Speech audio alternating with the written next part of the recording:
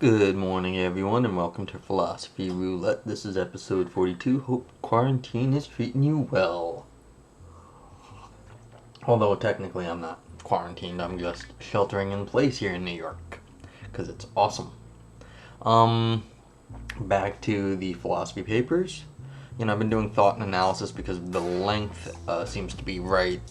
But I'm a little, I want to get some more variety. So let's just go look at the new papers and see if there's anything short enough that is reasonable, but not just inherently the same one.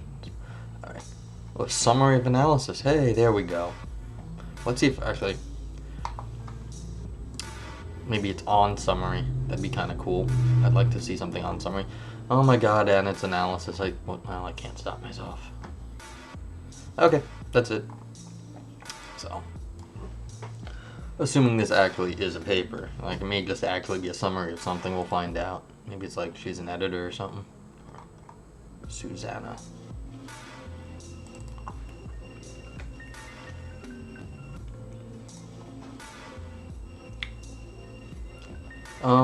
Yes, it was a book symposium. Okay, so not gonna do the book symposium summary. That's fine. Annals of Pure and Applied Logic on expansions of what? Maybe on expansions of. Alright. A review. Language. Well, I could fake reading like other languages, but what is this? This is not even Spanish. It's like Italian or something, or it's Portuguese. I can't read Portuguese. Apparently, there are a great number of Brazilian journals that do like lots of good work, and it'd be really excellent to be able to speak or at least read Brazilian Portuguese. So, but hey, I am a limited person. On language affecting decision making.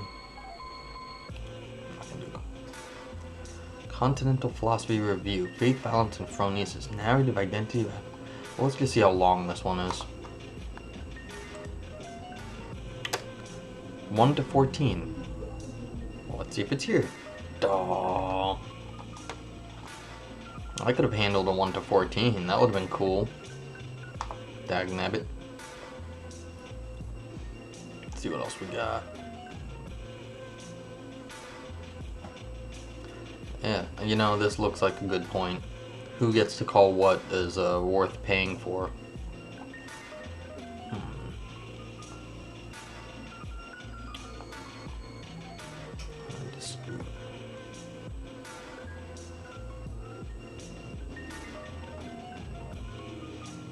Ethical an-archaeology?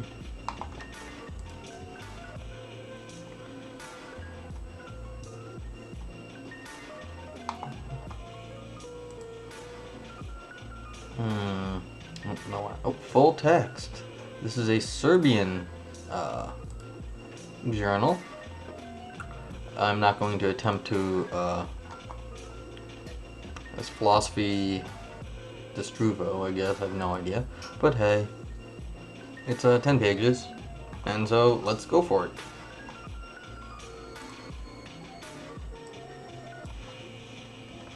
I mean, it has a fun title.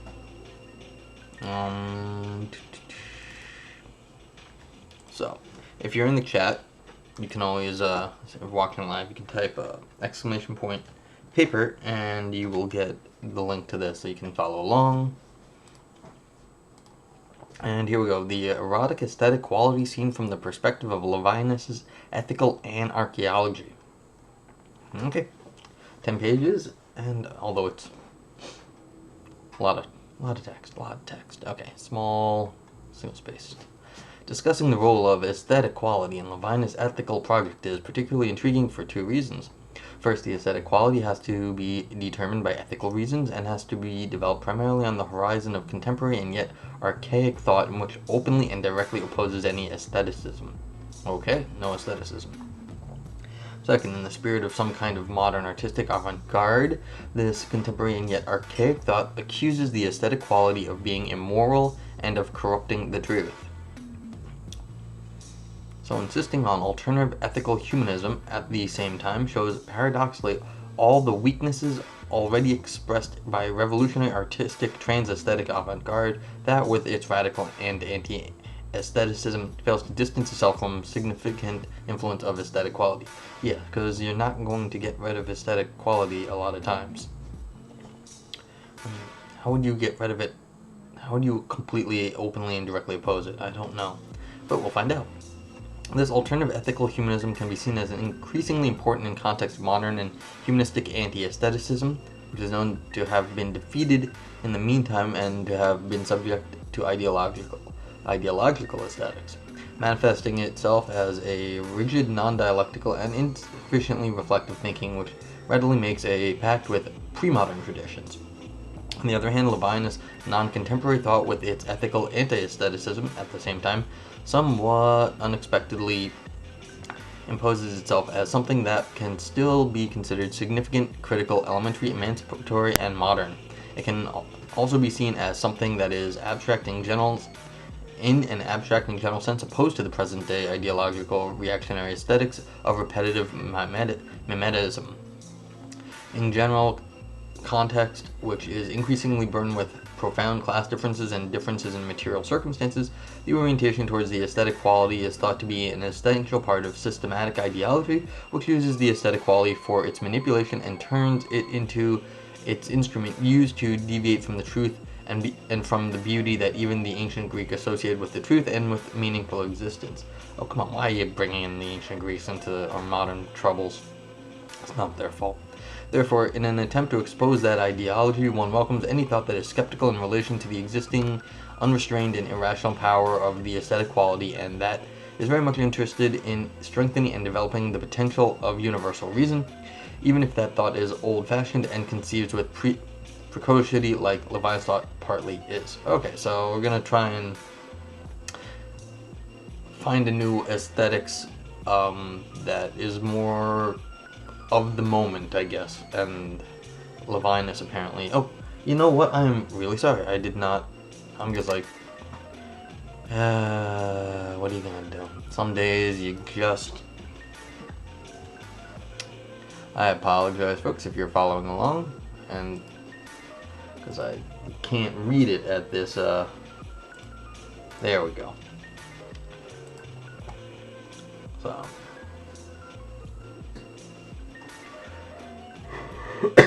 I was looking, I'm like, why is all the text so small? I was complaining about this earlier. I am feeling pretty good otherwise, but I mean, I ain't perfect here. This is all, streaming is, doing anything and making it look reasonable is always a much harder task than it is. All those people trying to do, like, things online, there's a lot to learn. It's like you forget little things, you're always like you realize these people who you might think are idiots, but they're doing like a nice video, like they might be really smart, like to get the video even working. Like it's not always that clear. And then they might be idiots online, but that's a different problem. They're not like completely stupid. All right. In pursuit of pure, sovereign, and non-ontological ethics, Levinas' thought refuses to be intertwined with any form of thought or judgment which belongs to ontology. According to this philosopher, aesthetics occupies a key position since it immediately and directly points to the horizon of being, to the way it emerges, appears, reveals, and manifests itself, and overall to the material world that witnesses the birth of being, and to the way in which that being reveals and shows itself. Therefore, the author became distrustful of phenomenology, although he felt its strong presence during his formative years, and he cannot escape its influence, since phenomenology always speaks about everything that constitutes the very excellence of being. I don't know about the excellence, but this is probably not the word I'd use here, excellence, but alright, they're going to go on to talk about what the phenomenology relevantly means here. Phenomenology is always interested in what is in some way the most essential part of being. Yeah, it's how the being itself becomes manifest to you. So it's not necessarily excellence, but it is point to something fundamental about the being and how it, under certain conceptions, becomes manifest. Aesthetics and phenomenology are naturally interdependent and lead directly to ontology, since they formed and developed in its shadow. After all, it is no coincidence that in the modern phenomenal tradition that dates past to Husserl's school of thought, the aesthetic dimension soon became the basic field of phenomenological research, and phenomenology acquired its inevitable aesthetic trait. Sure. However, as far as methodology and subject matter are concerned, Levinas' thought forms an alliance with phenomenology and aesthetics, despite the fact that Levinas reaches for highly unusual means and solutions with the aim of developing one single ethics, which is at the same time both non-phenomenological and trans-phenomenological. That is, both anti-aesthetic and trans-aesthetic. Okay, so that's interesting. How are you going to get trans-phenomenological? That is an interesting concept.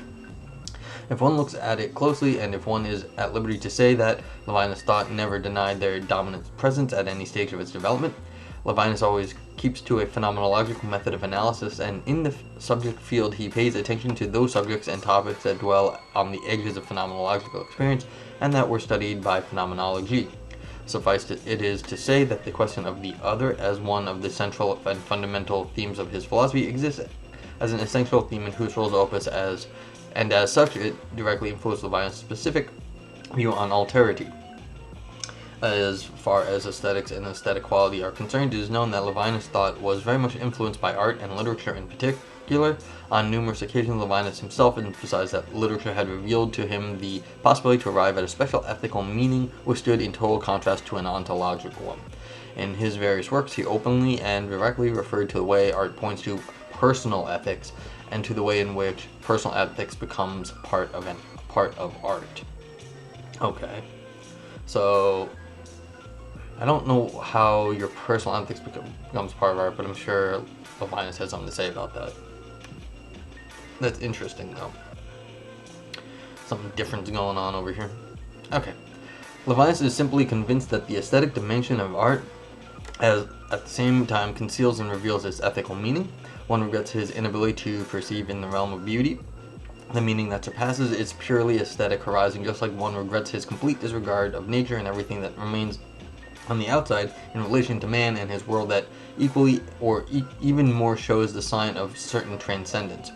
Being fascinated by the importance he attaches to interpersonal relations, he remains blind to everything that transcends man and everything that critically influences man's destiny. His humanism begins to take shape of Nietzschean diagnosis that says human to human and displays all the weaknesses of the thought which were noticed by Aristotle long ago, when Aristotle claimed that human beings were not by far the most sublime in the universe, since the lesser bodies surpass man in terms of divine nature. Many thinkers and philosophers call into question and doubted Levinas' idea and considered it to be unsustainable. Despite the importance attached to human relations, it is, after all, an outdated and obsolete idea that abstract interpersonal relations, deprived of any concrete social quality, can be seen as the site of transcendence. However, when one reads Levinas' work first and then discusses aesthetics, one notices that the erotic is not directly linked to aesthetics at early stages of Levinas' work. Although the link can usually be established between the two, since the erotic itself displays some aesthetic elements such as much as it is a deliberate variation of raw sexuality and a reflexive and critical deviation from its coarseness embodied in a sexual act. Not only does Levinas fail to establish that direct link, but he also tries hard to distance the erotic from the aesthetic quality because of the ethical meaning of the erotic. Despite the fact that at first the aesthetic quality appears to be absent and invisible, it cannot fail to come to the forefront and to come to the surface of the erotic imbued with ethical principles. If it is examined more closely, it can be easily seen that the aesthetic quality shows up in places where the ethical meaning of the erotic is being constructed. According to Levinas, woman escapes man and remains distanta, don't know what that is, the very moment she seems so close and available to him. That moment marks the beginning of a game which is undoubtedly aesthetic in one of its aspects. Even though Levinas does not see it that way, the game of attraction and repulsion is certainly aesthetic in every sense of the word. The game is being played here on the margins, and its participants are playing with liminal space and its meaning. It is understood that even belated ethical responsibility poses the aesthetic quality as much as it reflects the peculiar forces of attraction and repulsion between I and the other. It is obvious that the aesthetic quality cannot be cancelled and removed without any trace from one such erotic, which has emphatically ethical structure. Okay, so if you're dealing with another person, there's going to be a game, like sort of a back and forth attraction repulsion game, and between you two that you are like playing, and that will have aesthetic parts to it, which is a sort of reasonable, or at least you two will get sort of some sort of aesthetic feedback at that point. The participants will. I don't know if anyone else will particularly care, but there will definitely be aesthetic feedback when there's two people interacting. That's an interesting point. I have not thought about much of this stuff. After all, when Levinas develops one extreme and rigid ethical idealism which takes the form of an abstract utopia that categorically opposes the existing reality, he looks at the matter from another angle, seriously running the risk of turning his thought into aesthetics as its polar opposite, or to be precise, into the aesthetic quality, which is the last thing he wants. Without underestimating the significance of the other moments of the situation when the aesthetic quality becomes prominent, one can say that his work, designed to assume the form of the already mentioned abstract utopia, is in stark contrast to the existing reality. His work tends to become something highly aesthetical when it comes to a particular abstraction which is isolated and separated from real trends in the contemporary social reality and from life seen in its entirety when it comes to a Kantian abstraction that does not deal with the very existence and its problems, but focuses on special characteristics and particular qualities. Okay.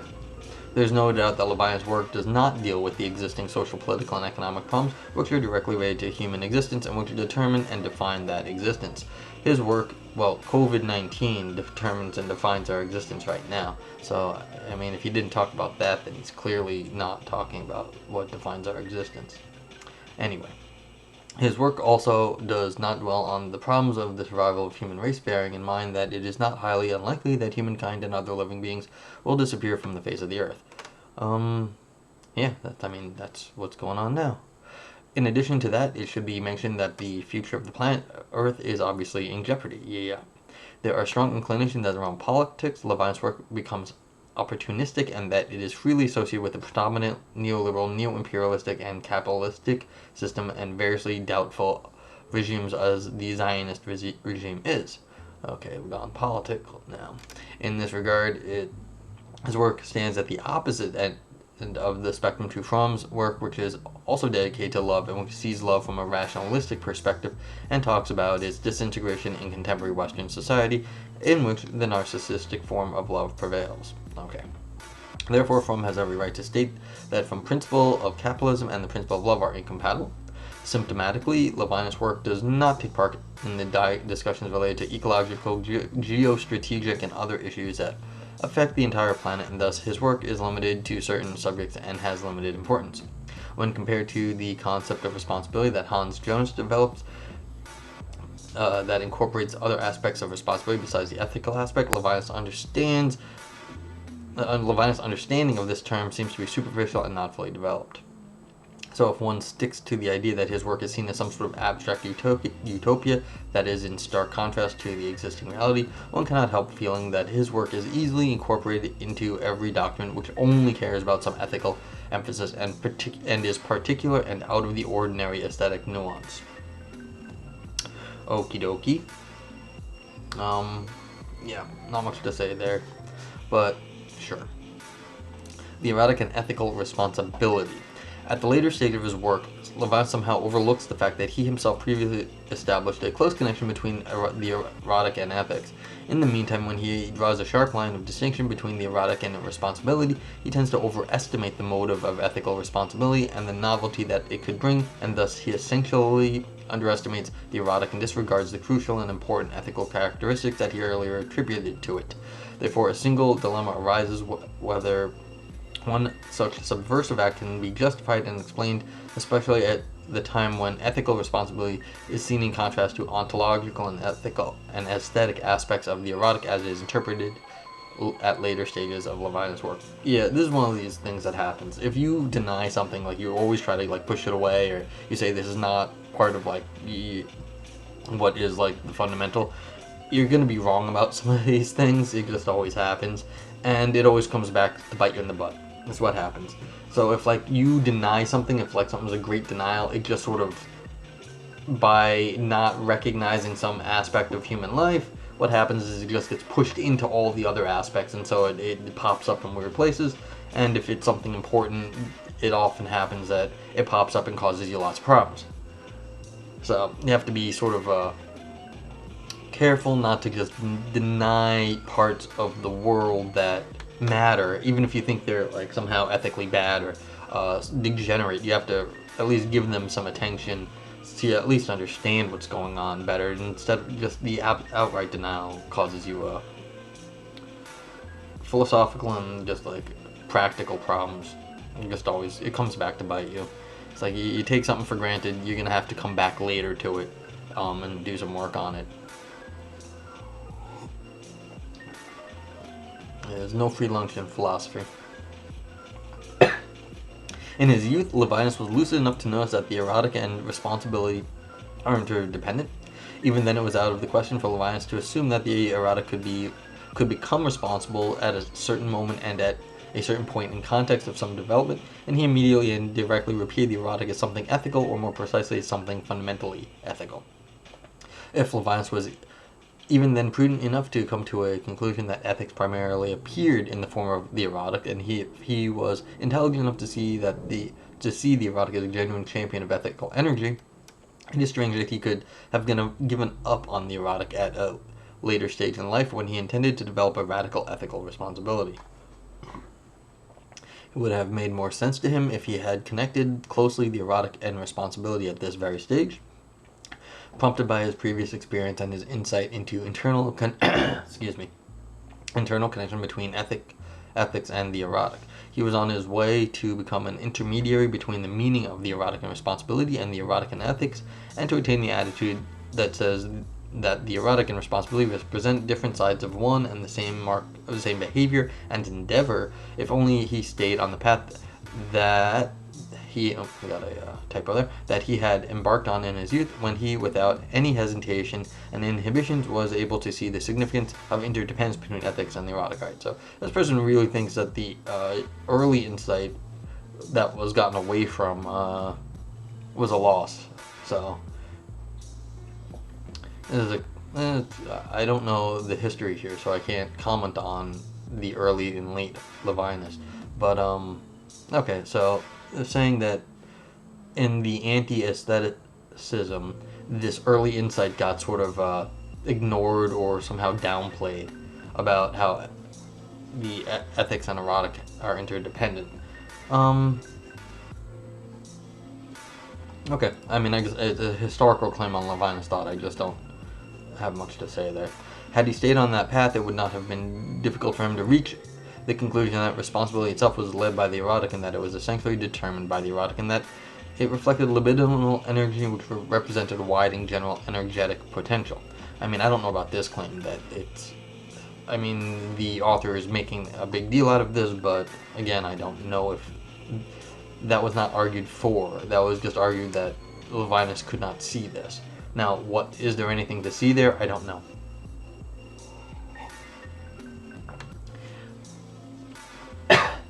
But it is well known that Levinas does not appreciate early enough either libidinal potential of the erotic, or its instinctive nature, or its tendency to find pleasure and satisfaction, or its power to become a tyrannical force. This is the problem.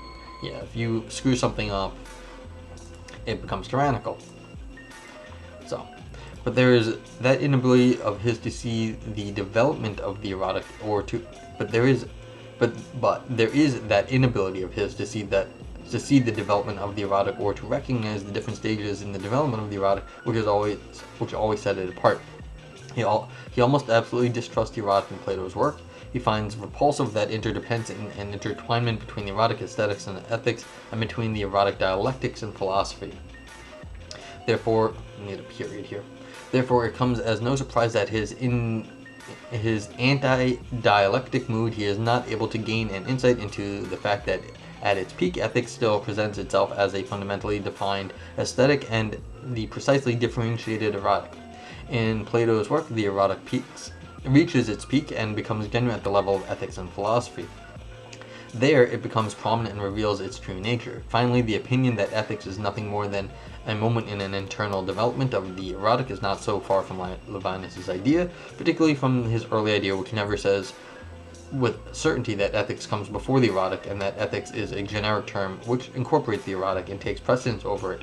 But it is legitimate to claim, as many commentators do, that the erotic is a source of ethics. The belated anarchic responsibility represents some kind of love as much as it shows the erotic comes first. Okay.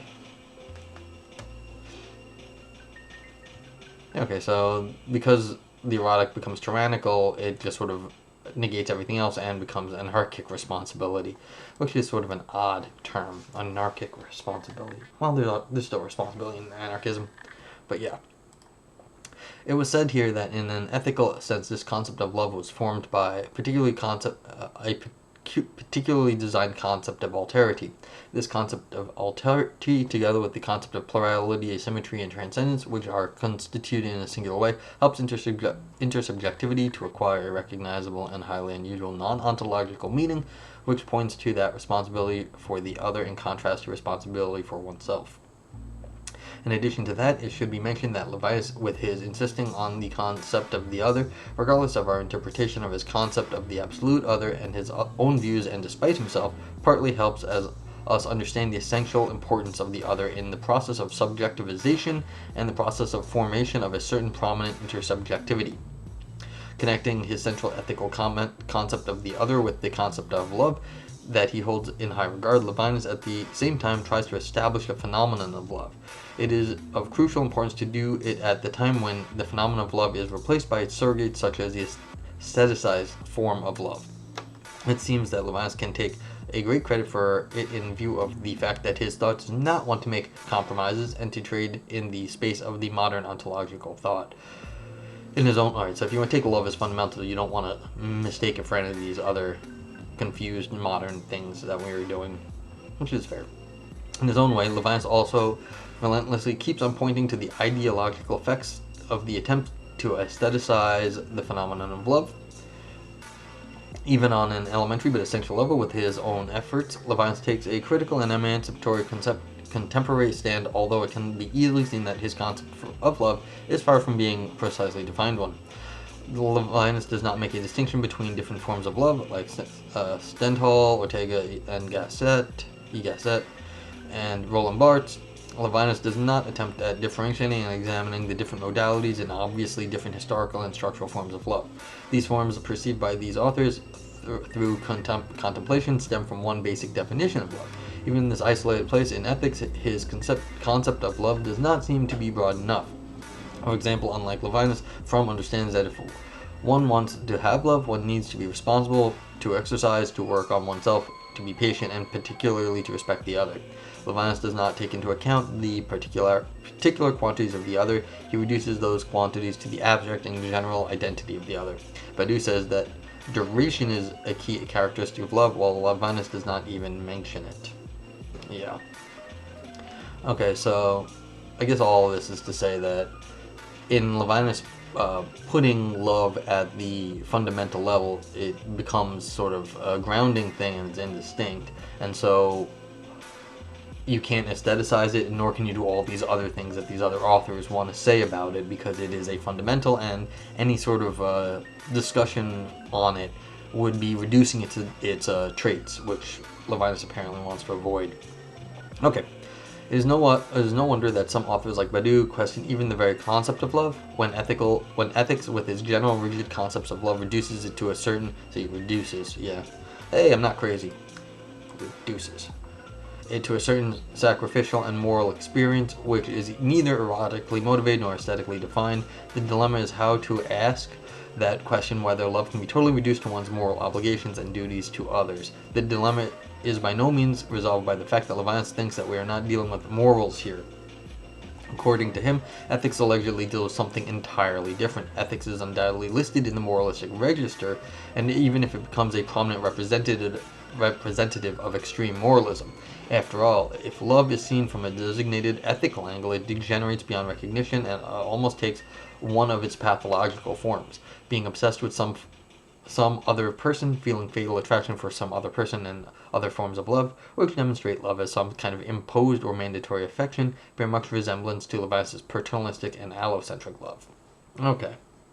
Yeah, so Levinas has this one Levinasian paternalistic and allocentric love. Never seen that formulation before, but yeah. So it's like Levinas has a fundamental thing. He does not want it to be reduced to all these other things, but then Levinas still has some his own sort of take on it, and then you don't want it to be a pathological form, but you still have the things that Levinas did say here in like this area, which I don't know, but we're gonna just take the author's word for it for at the moment. So the question of how this is generated in some sense, this concept of love goes to what they were saying about the erotic earlier, and they're saying that Levinas kind of didn't appreciate the earlier insight of his own. Okay. Finally, it is becoming difficult to present Levinas' interpretation of love as something credible and true.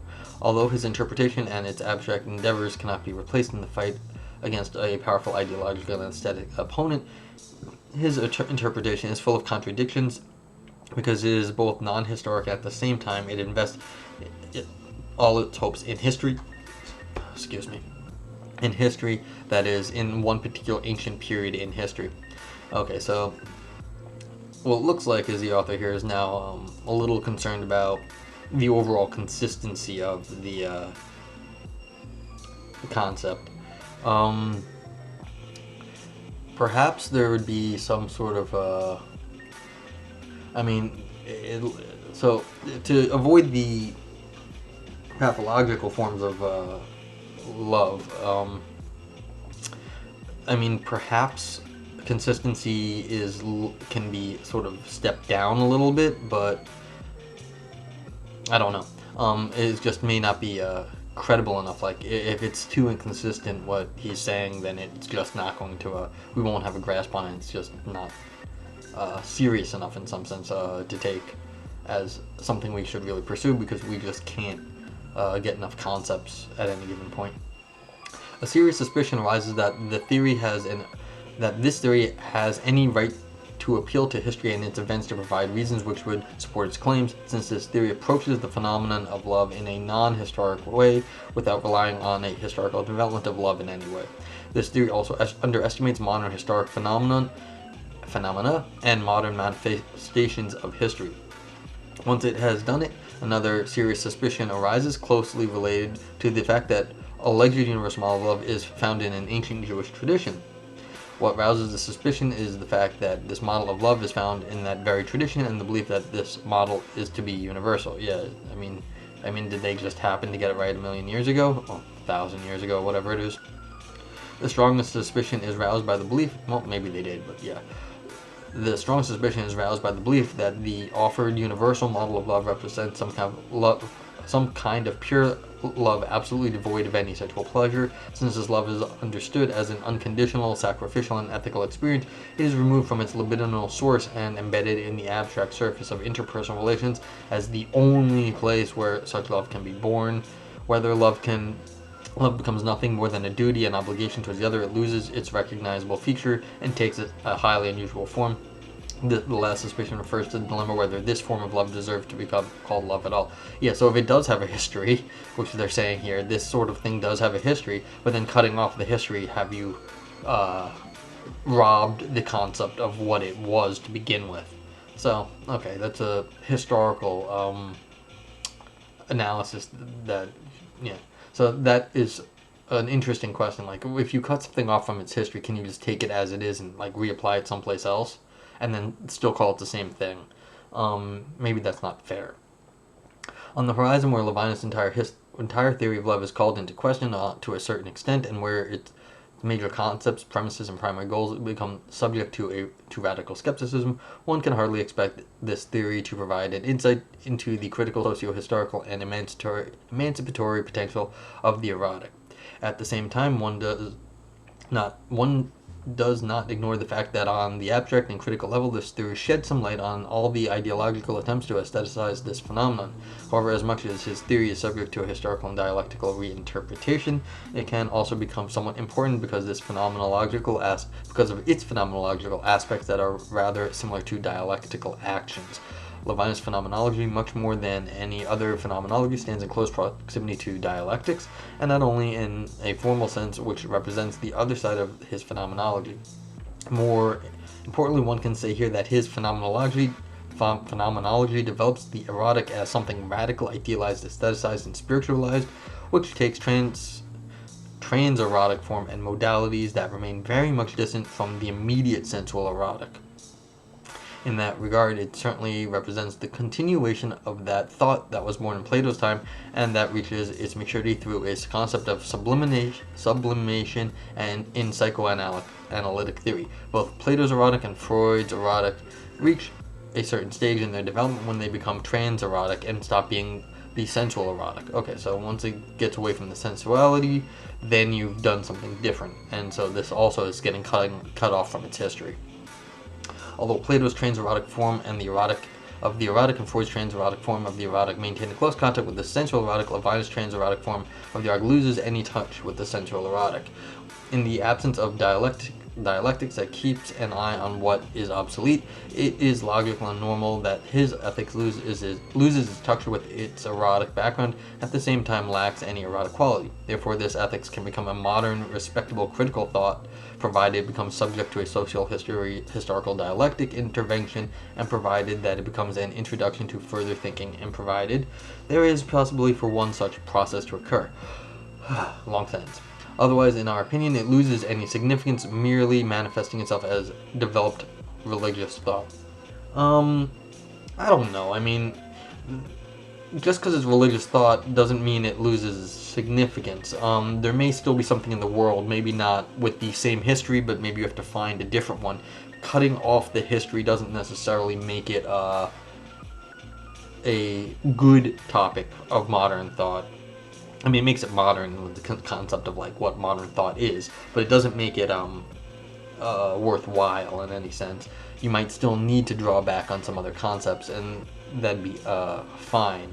But yeah, this is a second sort of this argument here is an interesting, like, both the historical is cut off and also the original, like, worldly empirical impulse, the erotic that it was generated out of, is now cut off too. So you've in two ways cut off the theory from its historical and ontological, I guess, roots, or maybe phenomenological, depending on how it's sliced. Okay, so it's cut off from the roots, but they say that makes it a in our opinion, it loses its significance if they didn't do this. But I'm not sure about that claim, but I can see where they're coming from, because if it was still harkening back to earlier concepts, you could just sort of, it would fail along with those earlier concepts.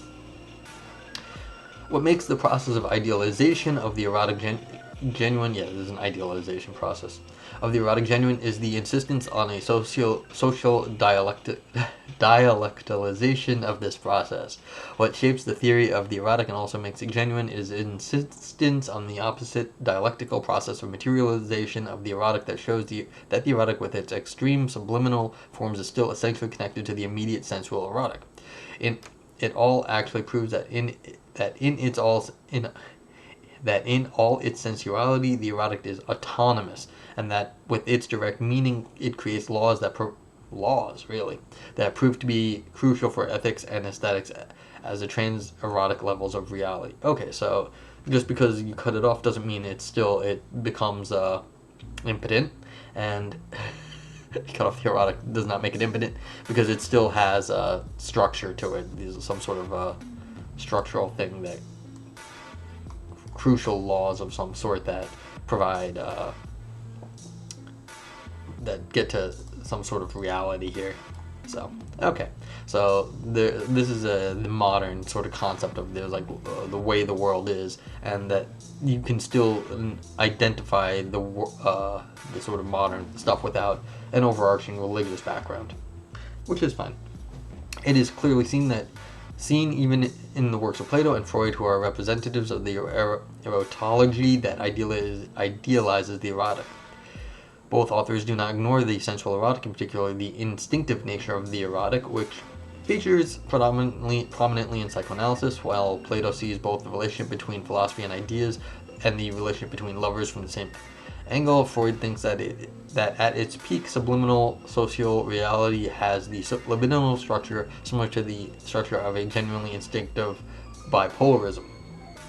However, this aspect of the analysis cannot be found in Levinas' work. He hardly points to any feedbacks in pure sexual reactions. Levinas ignores and keeps quiet about the sensual reality in which he could discover the laws that regulate his ethical reality and the laws that define all forms of his responsibility for the other.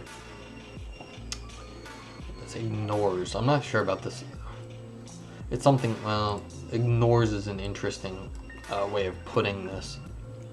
I mean, yeah, because Levinas is not stupid. He probably understood something, but does he quite ignore? I'm not sure.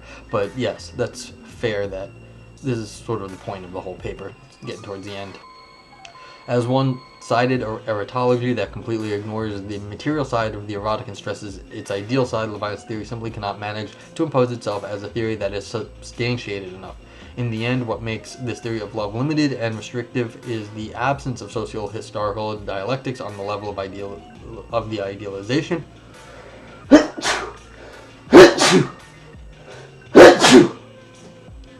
The idealization of the erotic and the absence of entire materialistic dialectics from the erotic. We have our reservations as to whether this suggested reinterpretation is possible.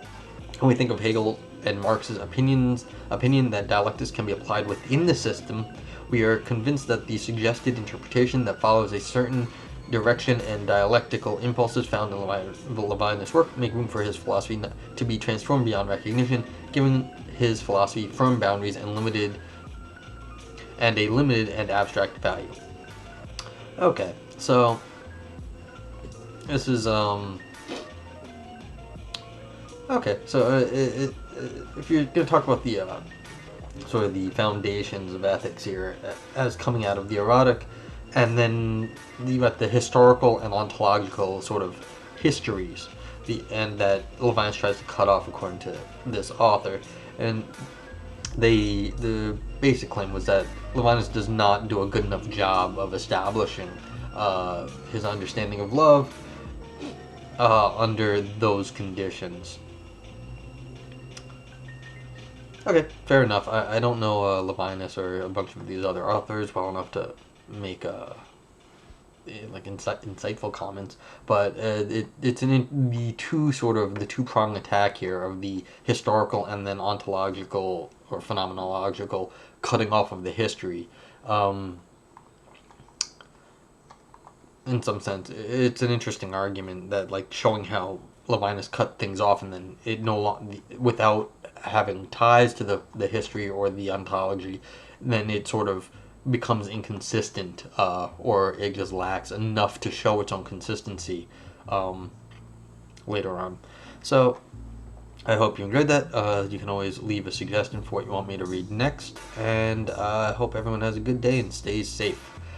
Bye bye.